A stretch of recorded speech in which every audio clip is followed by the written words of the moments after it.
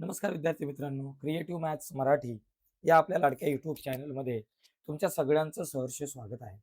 आज आपण चर्चा करतोय इयत्ता 10वी इंग्रजीवरती. इंग्रजीचा आपला पेपर असणार आहे आणि या इंग्रजीच्या पेपरमध्ये कशा प्रकारचे प्रश्न यावर्षी येऊ शकतात, इंग्रजीच्या पेपरचं फॉर्मॅट नेमकं कसं असणार आहे, या सगळ्यांवरती आज आपल्याला डिटेलमध्ये चर्चा करायची आहे.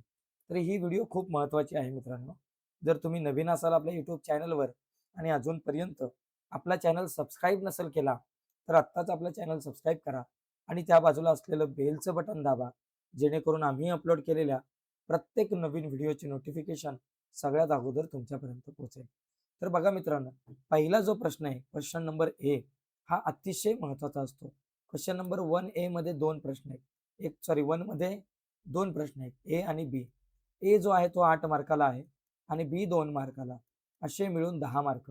इथे आपल्याला 10 पैकी 10 मार्क पडू शकतात. त्यामुळे या प्रश्नाकडे नीट बघायचं आहे.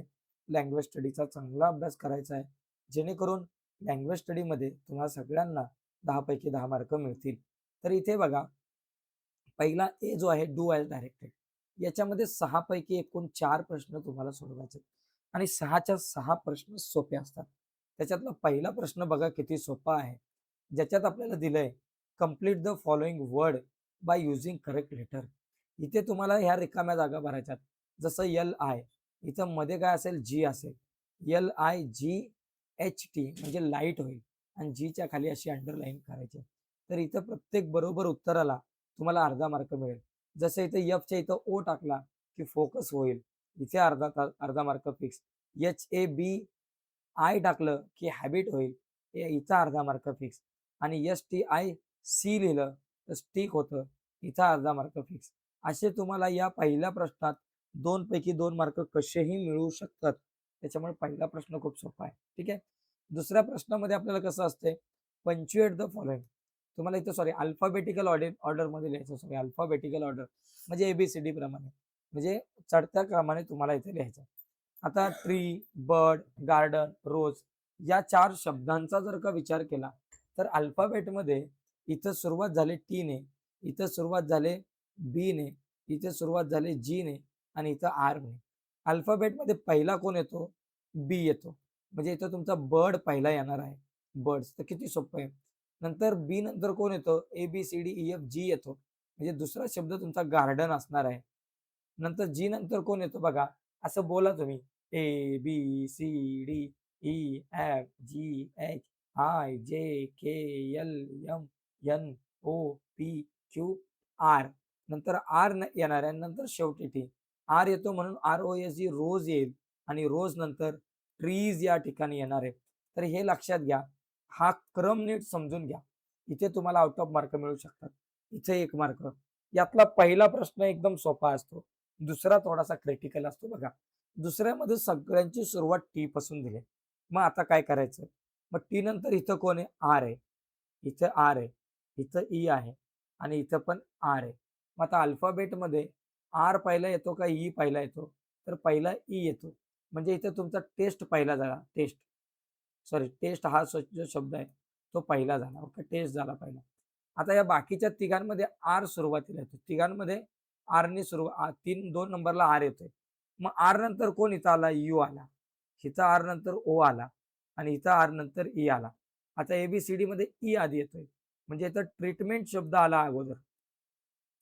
ट्रीटमेंट.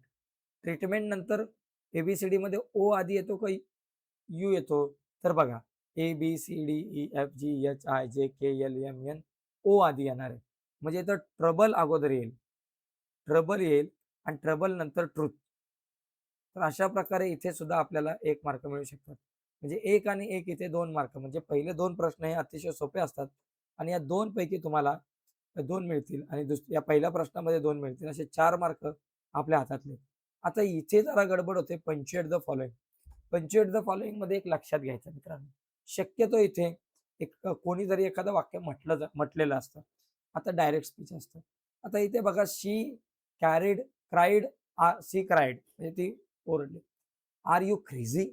आता याच्यामध्ये जर आपण बघितलं तर लक्षात घ्यायचं की पंच्युएट द फॉलोइंग मध्ये पहिला जो शब्द आहे, त्या पहिल्या शब्दाची सुरुवात कॅपिटलने करायचं. जसं की इथे यस कॅपिटल येईल. यस याची शी कॅपिटल येईल. आणि त्याच्यानंतर शी क्राईड. आता ती काय बाबा ओरडलेली आहे, तर शी क्राईड लिहिलं.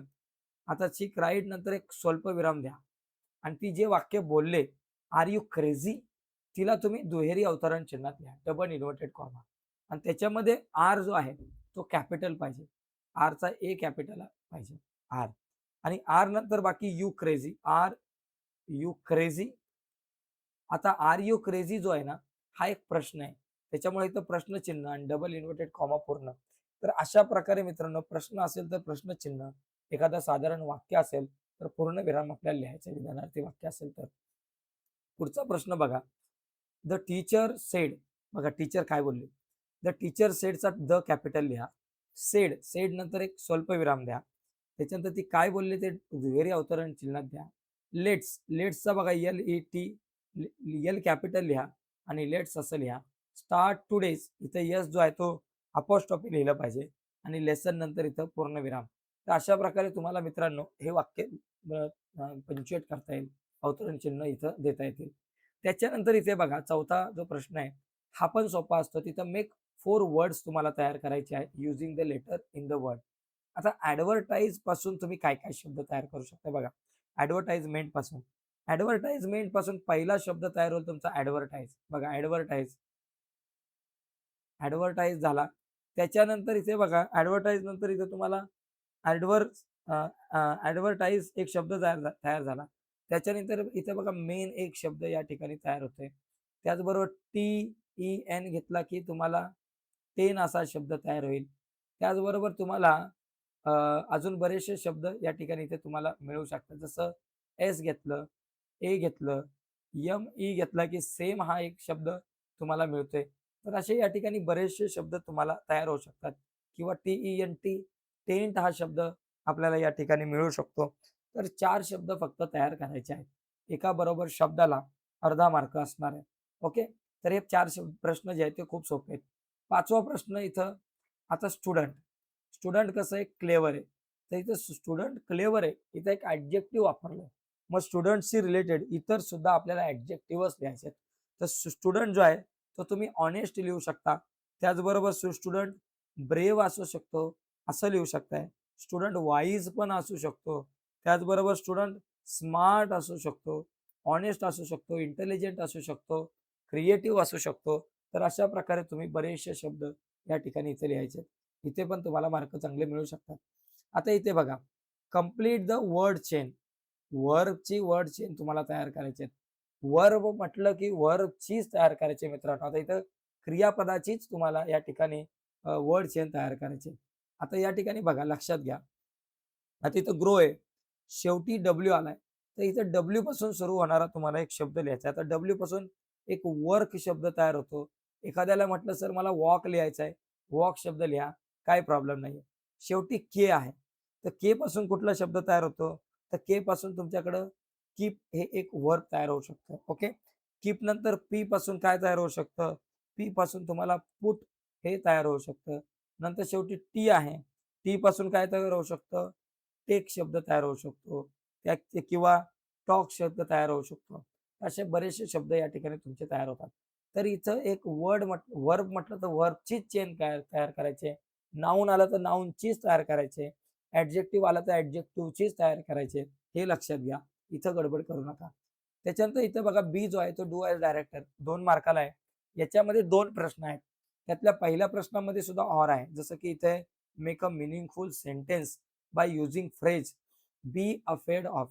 आता बी अफेड ऑफ पासून तुम्हाला इथं एक तयार करायचं आहे वाक्य, एक सेंटेन्स तयार करायचा आहे.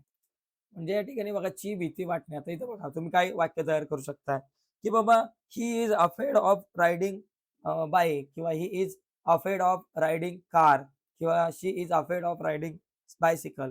अशा प्रकारे तुम्ही वाक्य तयार करू शकताय. त्याचप्रमाणे इथे बघा खाली बी लिहायचंय. At the clause to the following sentence to expand it meaningfully. आता दिस इज क्लासरूम याला जोडून एक वाक्य लिहायचंय जेणेकरून तुमचं हे पूर्ण वाक्य अर्थपूर्ण होईल. जसं की this is classroom where our teacher teach us किंवा where our teacher teach us जिथं आपल्याला आपल्या शिक्षकांनी शिकवलं किंवा जिथं आम्ही घडलो. आता इथे हे पण खूप सोपं आहे. जसं की ॲड अ परफेक्स ऑर सफिक्स. इथं एक लिहायचं आहे. एक तर ए मध्ये तुम्हाला इथं परफेक्स आणि सफिक्स लिहा किंवा बी मध्ये या दोन शब्दांचा वाक्यात उपयोग करा. पण हा प्रश्न खूप सोपा आहे. जसं की मॅनेजचं होतं मॅनेजमेंट किंवा मॅनेजेबल होतं. काइंडचं अनकाइंड होऊ शकतं. अनकाइंड. अनकाइंड होऊ शकतं किंवा काइंडनेस सुद्धा होऊ शकतं. ठीक आहे.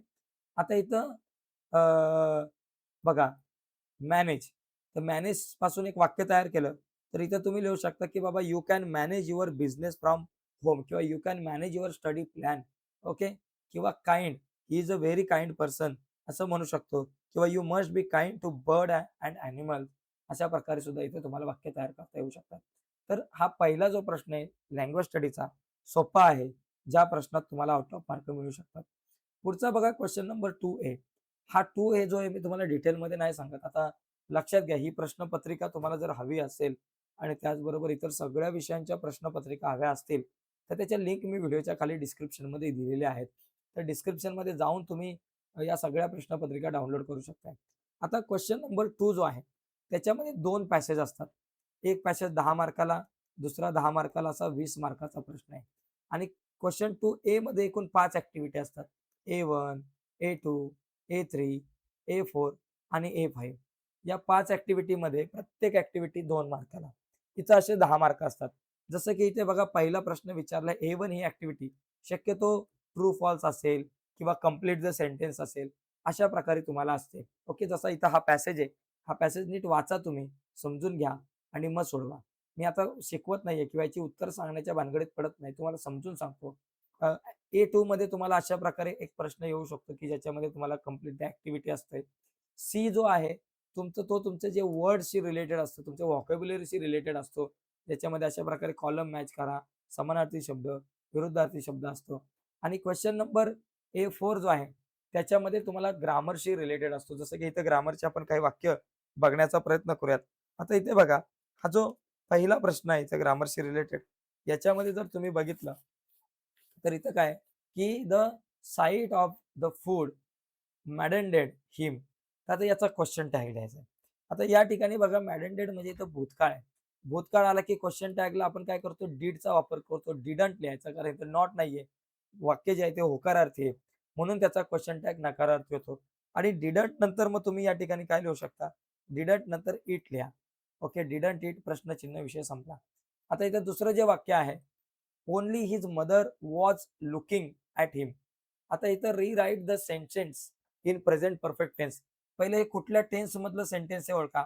इथे जर टेन्स तुम्ही बघितला तर वॉज आलाय म्हणजे भूतकाळ आणि लुकिंग म्हणजे आयएनजी आलंय म्हणजे चालू भूतकाळ म्हणजे पास्ट कंटिन्युअस टेन्स आहे. ओके. त्याला आपल्याला प्रेझेंट परफेक्ट टेन्स करायचा आहे. प्रेझेंट परफेक्ट टेन्सची रचना जरा नीट समजून घ्या. प्रेझेंट परफेक्ट टेन्स असेल तर ती रचना असते यस प्लस हॅव किंवा हॅज आपण लिहितो. हॅव की लिहिता किंवा हॅज लिहिता प्लस V3 प्लस ओ लिहितो. आता इथे यस काय बाबा? ओन्ली हिज मदर हा सब्जेक्ट आहे. Only his mother. His mother जो आहे तो आपला सब्जेक्ट आहे. त्याच्यानंतर हॅव किंवा हॅज. आता मदर जी आहे ती एकटीच आहे. एकटीच असेल, एक वचन असेल तर हॅज, अनेक वचन असेल तर हॅव लिहिलं असतं. त्याच्यानंतर V3 क्रियापदाचं तिसरं रूप. आता लुकिंग म्हणजे लुकचं तिसरं रूप लुक. लुक ईडी प्रत्यय लावा. आणि नंतर ओ लिहायचं. ॲट हिम. झालं मित्रांनो वाक्य तयार. तर अशा प्रकारे तुम्हाला हे टेन्सचं हे वाक्य तयार करता येऊ शकतं. ठीक आहे. त्याच्यानंतर इथं A5 जो आहे हा नेहमी पर्सनल रिस्पॉन्सवरती असतो. Write any 4 good things that your parent talk to you. तुमच्या आई-बाबांनी तुम्हाला ज्या कुठल्या 5 चांगल्या गोष्टी शिकवल्या त्या तुम्हाला इथे लिहायच्या. तर एकदम सोपा असतो. सेम अशाच ॲक्टिव्हिटी बी पॅसेजमध्ये असतात ज्याच्यामध्ये B1, B2, B3, B4, B5 अशा 5 ॲक्टिव्हिटी असतात. त्यातला पहिला प्रश्न जो आहे तो बघा एकदम सोपा असतो B1. B2 जो आहे तो पण तुम्हाला कंप्लीट द वेब आहे. B3 व्हॉकॅब्युलरीशी रिलेटेड आहे. B4 ग्रामरचा आहे. बघा he was ask me what is my fault. आता या ठिकाणी एक लक्षात घ्यायचंय. इथं मला काय करायचंय ज्यावेळेस अशा प्रकारे डायरेक्ट इनडायरेक्ट मध्ये प्रश्नार्थी वाक्य असेल आतमध्ये, तर एक काम करायचं. तर इथे ही आस्क मी हे जसंच्या तसंच राहणार. म्हणजे या ठिकाणी ही आस्क मी, तर ही आस्क मी आपण करतो. He ask me, ask me आणि 2 वाक्य जोडण्यासाठी इथं व्हॉटचाच वापर करतात. त्याच्यामुळे इथं व्हॉटच येणार. व्हॉट आणि त्याच्यानंतर is what is my fault असं आहे. तर इथं व्हॉट इज माय फॉल्टच्या ऐवजी या ठिकाणी व्हॉट माय जो आहे, त्या ठिकाणी मायचं हीज होतं या ठिकाणी. What is what his. कारण इथं तुम्हाला लक्षात घ्या, व्हॉट प्लस तुम्हाला तुमचा जो कर्ता आहे एस लिहावा लागतो या ठिकाणी, हे लक्षात घ्या. कर्ता म्हणजे तो एस सब्जेक्ट आणि त्याच्यानंतर तुम्हाला व्ही या त्या ठिकाणी तुम्हाला व्ही असतं म्हणजे क्रियापद असतं आणि क्रियापदाच्या नंतर क्रियापद असतात त्याच्यानंतर हेल्पिंग वर्ब लिहायचं असतं. तसं इथं येईल की he was asked me what his. His नंतर मला क्रियापद लिहायचं आहे. क्रियापद काय बाबा? फॉल्ट आहे.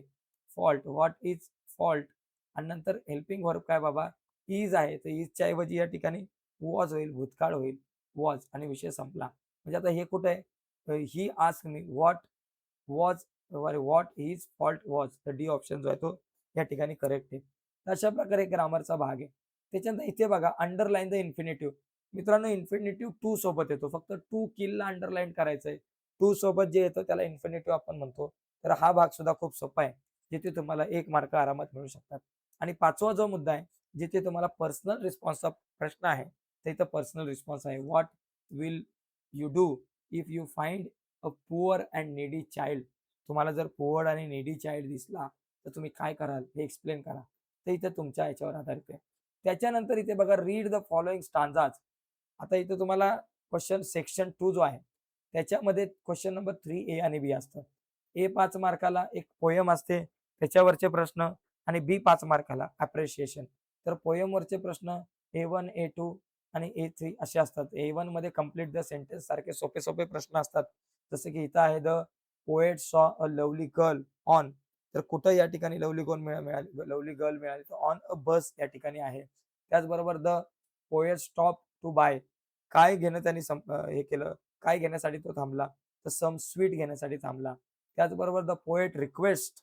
कोणाला रिक्वेस्ट केली? तर गॉडला रिक्वेस्ट केली. Forgive him in.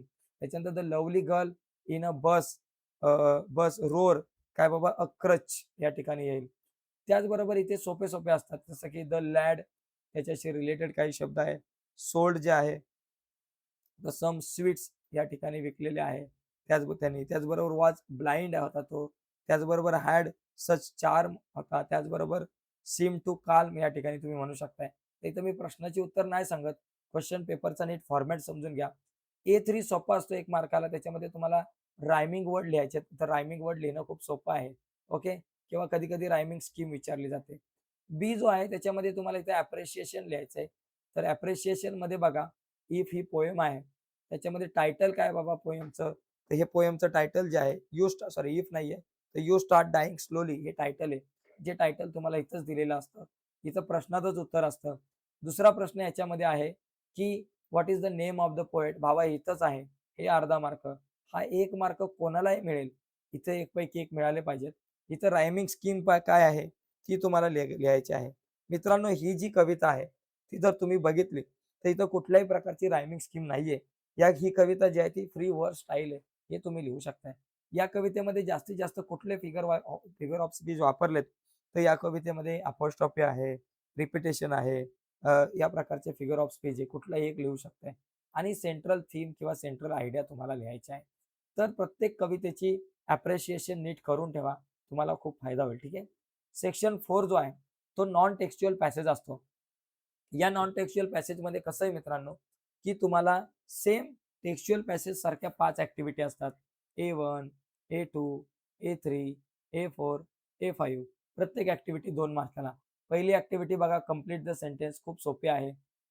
या ठिकाणी बघा हा पॅसेज आहे जरा नीट समजून घ्या. Unseen passage. त्याच्यानंतर याच्यामध्ये पहिली ॲक्टिव्हिटी सोपी असते. कंप्लीट द सेंटेन्स आहे. त्याच्यानंतर कंप्लीट द वेव्ह डायग्राम आहे, की कुठले अवॉर्ड मिळाले कलाम सरांना. त्याचबरोबर A3 जो आहे, इथे तुम्हाला ही ॲक्टिव्हिटी आहे, ते फिल इन द ब्लँक्स आहे. आणि A4 डू ॲज डायरेक्टेड. इथे तुम्हाला WH टाइप क्वेश्चन बनवायचा होता. तर WH टाइप क्वेश्चन बनवणं खूप सोपं आहे. जसं की इथं तुम्हाला दिलंय कलाम रोट सेव्हरल बुक्स. त्यांनी खूप वेगवेगळ्या प्रकारची बुक्स या ठिकाणी लिहिली. तर इथं या प्रश्नाचं उत्तर तुम्ही काय लिहू शकता? तर इथं काय प्रश्न विचारलाय बाबा? काय लिहिलं त्यांनी? असा प्रश्न तुम्ही विचारू शकता ना. मग इथे याची सुरुवात व्हॉट पासून तुम्ही करू शकताय. व्हॉट व्हॉट रोट म्हणजे इथं भूतकाळ आहे, म्हणजे तुम्ही डीड लिहू शकताय. व्हॉट डीड बाबा कलाम राईट, त्यांनी काय लिहिलं? रोटचं तुम्ही राईट लिहू शकता. What did Kalam write? प्रश्न या ठिकाणी तयार करा. काय केलेला आहे. तर व्हॉट डीड कलाम राईट? अशा प्रकारे इथं हे वाक्य होऊ शकतं. आता इथे बघा, Kalam earn a degree in aeronautical engineering. तर या ठिकाणी बघा, beginning with the sentence a degree in. आता a degree in aeronautic engineering हे वाक्य तुम्ही लिहू शकता. म्हणजे तुम्हाला इथं व्हॉइस बदलायचा आहे. अ डिग्री पासून तुम्हाला सुरुवात करायची आहे. मग तुम्ही लिहू शकता अ डिग्री इन एरोनॉटिकल इंजिनिअरिंग. इथं ईडी लागलाय, म्हणजे इथं तुम्हाला वॉजने सुरुवात करायची. याच्या पुढे वॉज म्हणजे वॉज हे हेल्पिंग वर्ब वापरू शकताय. आणि इथं अर्नचं तुम्ही या ठिकाणी अर्नच लिहू शकताय. आणि तिसरं रूप म्हणजे व्ही3 आणि बाय लिहून कोणी मिळवली बाबा? तुमचा कर्ता जो आहे तो बाय कलाम. तर असं येईल या ठिकाणी a degree in aeronautical engineering was earn by Kalam. तर सोपं असतं. आणि A5 पर्सनल रिस्पॉन्स वरती असतो. Who is your role model? Write few lines about him किंवा अबाउट हर. ओके. आणि समरी रायटिंग आहे. तुम्हाला याच पॅसेजची समरी रायटिंग लिहायची असते अनसीन पॅसेजची. तुम्हाला ती 5 मार्काला आहे. ठीक आहे. याच्यानंतर क्वेश्चन नंबर 5 जो आहे तो नीट समजून घ्या. लेटर रायटिंग आहे. याच्यामध्ये तुम्हाला एक अशा प्रकारची ॲडव्हर्टाइज दिली जाईल आणि 2 लेटर दिले जाईल. एक इन्फॉर्मल लेटर, एक फॉर्मल लेटर. दोघांपैकी एक कुठलं तरी लेटर लिहायचं आहे. रायटिंग स्किलवरती आपण डिटेलमध्ये चर्चा करणार आहोतच. पण इथे फॉर्मॅट अजिबात चुकवायचे नाहीयेत. लेटर रायटिंगचे फॉर्मॅट व्यवस्थित लिहायचे. ठीक आहे. त्यानंतर बी जो आहे त्याच्यामध्ये तुम्हाला डायलॉग रायटिंग किंवा ड्राफ्टिंग अ स्पीच दोघांपैकी एक लिहायचं आहे. मला वाटते तुम्ही जर डायलॉग रायटिंग लिहिलं तर चांगलं आहे. आउट ऑफ मार्क मिळतील. जसं की इथे बघा, prepare a dialogue from jumble sentence. या जंबल सेंटेन्स पासून पहिला एक इथे डायलॉग्स तयार करायचे. तर हे जंबल सेंटेन्स आहे ना, यांना व्यवस्थित क्रमाने लिहायचं. तर या ठिकाणी बघा इथे 2 प्रश्न आहेत. म्हणजे कधी सुद्धा पहिला प्रश्न येईल, दोघांपैकी एक काहीतरी येऊ शकतं. बघा कुठला? Have you participated in any culture event किंवा which song did you select? तर इथं मला हा पहिला मुद्दा येऊ शकतो. Have you participated in cultural event? मग त्याच्यासाठी उत्तर काय येईल? आय सिलेक्ट पंजाबी फॉक सॉन्ग येईल किंवा बाबा yes I have participated in a group dance event. तर इथं हे उत्तर येईल. I have participated in group dance event म्हणजे दुसरं वाक्य हे येईल. आणि मग तिसरं वाक्य हा प्रश्न येईल. Which song did you select? कुठलं सॉन्ग सिलेक्ट केलं? आणि मग चौथा मुद्दा I selected a Punjabi folk song झालं. इथे तुम्हाला 1 मार्क मिळू शकतो. दुसरा मुद्दा इथे रिकाम्या जागा भरायच्यात. Did you like to watch movies? मग इथं लिहायचं बाबा yes I like to watch movies. इथं पॉझिटिव्ह आन्सर लिहायचं. I like to watch movie. Okay. त्याच्यानंतर which is your favourite movie?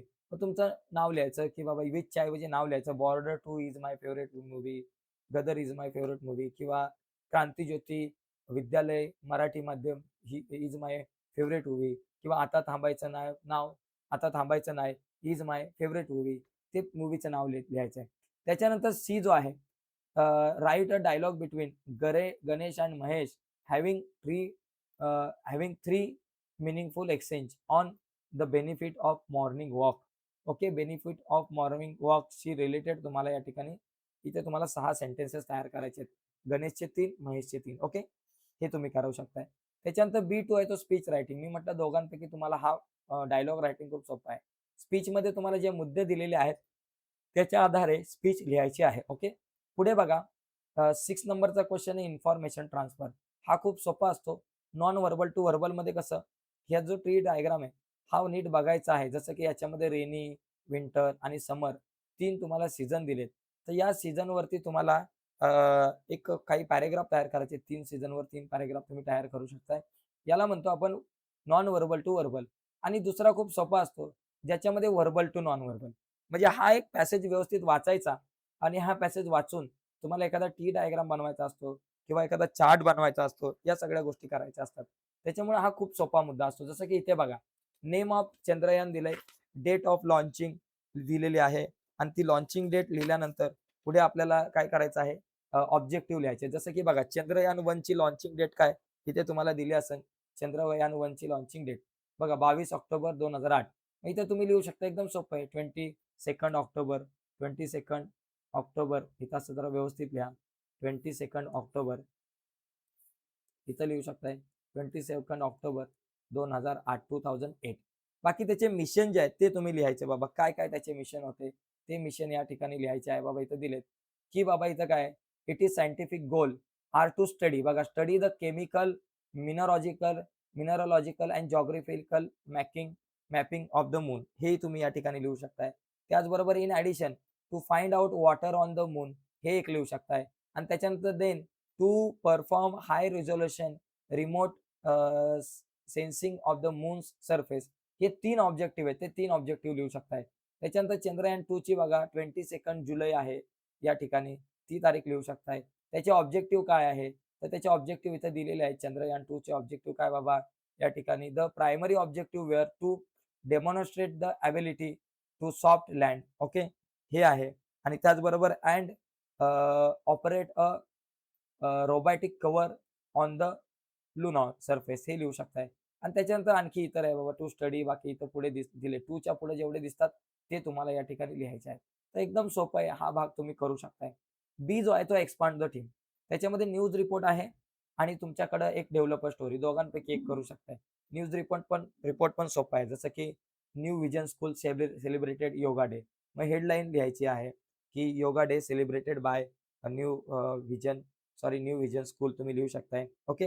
किंवा new vision school celebrated yoga day म्हणजे टायटल पहिलं लिहिणं गरजेचं आहे हेडलाईन आणि हेडलाईनमध्ये जी दिलेली आहे तीच हेडलाईन तुम्ही लिहू शकताय. ओके. त्याच्यानंतर तुम्हाला इथे लिहायचं बाय न्यूज टीम इथं तुम्ही लिहू शकताय. मग त्याची व्यवस्थित डेट आली पाहिजे. डेट लिहायची. त्याचबरोबर ठिकाण कुठलं आहे ते लिहायचं. मग इंट्रोडक्शन आणि मग शॉर्ट काउंटिंग पॅराग्राफ लिहायचा. याचा फॉर्मॅट व्यवस्थित लिहा. यावरती आपण डिटेलमध्ये चर्चा करू नंतर. आणि नंतर स्टोरी डेव्हलप करा. दोघांपैकी एक. शेवटचा जो आहे ट्रान्सलेशन हा खूप म्हणजे खूपच सोपा प्रश्न आहे. याच्यामध्ये पहिल्या ए मध्ये आहे ना 6 प्रश्न दिले असतात. 6 पैकी तुम्हाला 4 प्रश्न सोडवायचे. 4 शब्द जे आहेत त्यांचे मराठी शब्द लिहायचे असतात 4 इंग्रजी शब्दांचे. जसं की इथं कॉम्पिटिशन हा एक शब्द आहे. आता कॉम्पिटिशन अतिशय सोपा आहे. तुमच्या रेग्युलर जीवनातला आहे. जसं की कॉम्पिटिशन म्हणजे स्पर्धा. ह्युमॅनिटी म्हणजे मानवता. करेज म्हणजे धाडस किंवा ध्येय. प्रेयर म्हणजे प्रार्थना. ग्रेट म्हणजे मोठा, महान. आणि डस्ट म्हणजे घाण किंवा कचरा, धूळ आपण त्या ठिकाणी योग्य शब्द होऊ शकतो.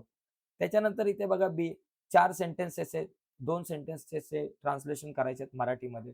जसं की remove your shoes outside the library म्हणजे ग्रंथालयाच्या बाहेर तुम्ही तुमची पादत्राणे ग्रंथालयाच्या बाहेर काढून ठेवा. त्याचबरोबर don't tear the pages of books म्हणजे पुस्तकाची पाने फाडू नका. कीप सायलेन्स इन द लायब्ररीमध्ये म्हणजे ग्रंथालयात शांतता राखा. Return the book within 1 week एका आठवड्याच्या आत पुस्तक परत करा. ओके. एकदम सोपं आहे. त्याच्यानंतर ट्रान्सलेट द फॉलोइंग आयडॉम किंवा प्रोव्हर्ब्स म्हणी किंवा वाक्प्रचार दिले असतील. त्यांचं मराठीमध्ये तुम्हाला इथं काय करायचं आहे भाषांतर नाही करायचं. अनुवाद शब्दशः नका करू. अ friend in need is a friend Indeed. बघा लक्षात घ्या. याला आपण म्हणू शकतो की संकटात उपयोगी पडतो तोच खरा मित्र. इट टेक्स टू क्वारल म्हणजे ज्याचा अर्थ टाळी एका हाताने वाजत नाही असं तुम्ही लिहू शकताय. तर मित्रांनो अशा प्रकारे आपण ही प्रश्नपत्रिका बघितलेली आहे. आता तुम्हाला या प्रश्नपत्रिकेची पीडीएफ फाईल हवी असेल आणि इंग्रजीच्या इतर सर्व प्रश्नपत्रिकांच्या पीडीएफ फाईल त्याचबरोबर इंग्रजीच्या नोट्स हव्या असतील आणि इतर सगळ्या विषयांच्या नोट्स हव्या असतील तर व्हिडिओच्या खाली डिस्क्रिप्शनमध्ये मी क्वेश्चन पेपरची लिंक आणि नोट्सची लिंक दिले. त्या लिंकवर क्लिक करून या सगळ्या गोष्टी डाउनलोड करून घ्या. तर आत्ताच्या या चर्चेत इथेच थांबूयात. बाय मित्रांनो. धन्यवाद सर्वांना.